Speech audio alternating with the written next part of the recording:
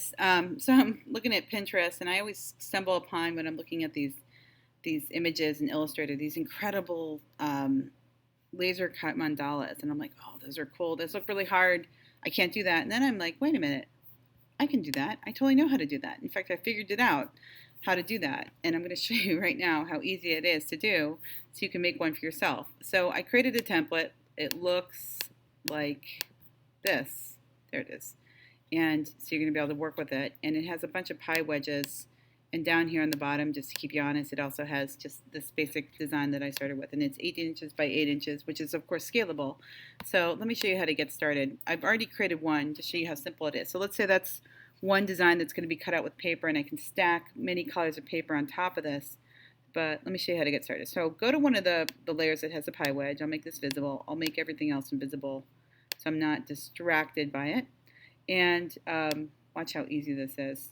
So I'm going to go over, and I mean, I can use whatever I want to. I think in this case, I'm going to get kind of lazy, and I don't even consider it being lazy. It's just, hey, working smarter, not harder.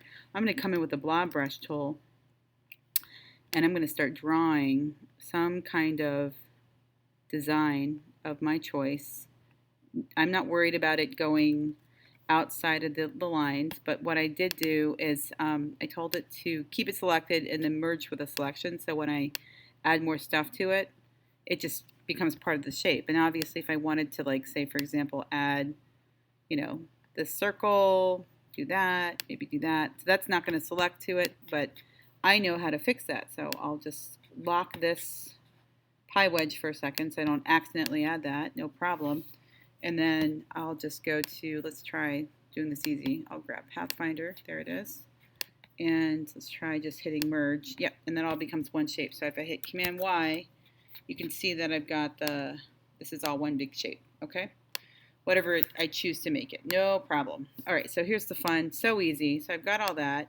And now what I want to do is say, I just want to knock out everything that's outside this line. There's a lot of ways to do it. I'm going to be a little lazy here and just go to Shape Builder and hold down the Option key and just knock out all of this. And the only thing I'm going to leave is everything that's kind of coming off past the wedge here. So ignore this line that you see and ignore this. So if I get rid of the wedge by making it invisible, I have that. And here's where it gets cool. So I've got this shape. And the one thing I actually just realized I did wrong, not that there's a wrong necessarily, is that this shape down here isn't touching anything. So I'm going to come back in with, let's do this. I'll grab that.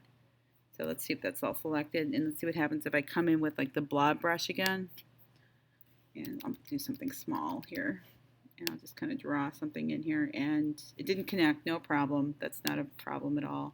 Just go with Shape Builder and just make sure that all connects up, and connects up with this down here as well. So that's all one big shape. Okay, so, and then I'm going to make the wedge invisible. All right, so there's my piece. So how do I get this to turn into something, say, for example, like this?